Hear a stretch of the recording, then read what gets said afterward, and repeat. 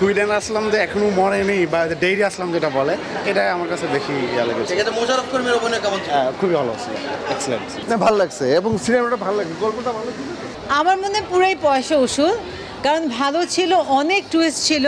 আসলে এত টুইস্ট আশা করিনি আমি, এবং প্রত্যেকে তার জায়গা থেকে ভালো কাজ করেছে।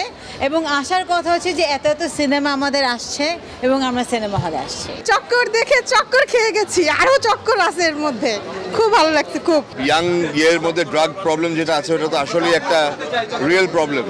সো ওইটার সাথে জড়িতই অনেক ক্রাইম হয়, অনেক ইনসিডেন্টস হয়, অনেক অ্যাক্সিডেন্টস হয়, যেগুলো আর কি আপনারা হয়তো অনেকে জানেন না বা আমরা দেখতে পাই না। সো ওটা নিয়েই ছবিটা, এবং it is excellent. I think it's wonderful.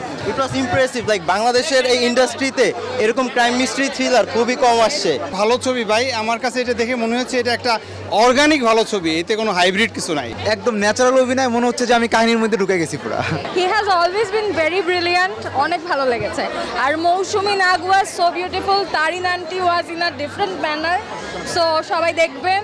এবারের ঈদে তো অনেক ভালো ভালো ছবি হয়েছে, সবগুলো সিনেমাই ভালো হয়েছে, তো আমরা সবগুলো সিনেমাই দেখেছি। পুরো একটা চক্করের মধ্যেই ছিলাম, মানে জটলা কখন খুলবে। প্রত্যেকে তাদের নিজেদের জায়গা থেকে অনেক ভালো করেছে, এবং তারিন আপু is a very good actor, Raunak ভাই ভেরি গুড অ্যাক্টর। সো সবার আসতে হবে, দেখতে হবে চক্কর।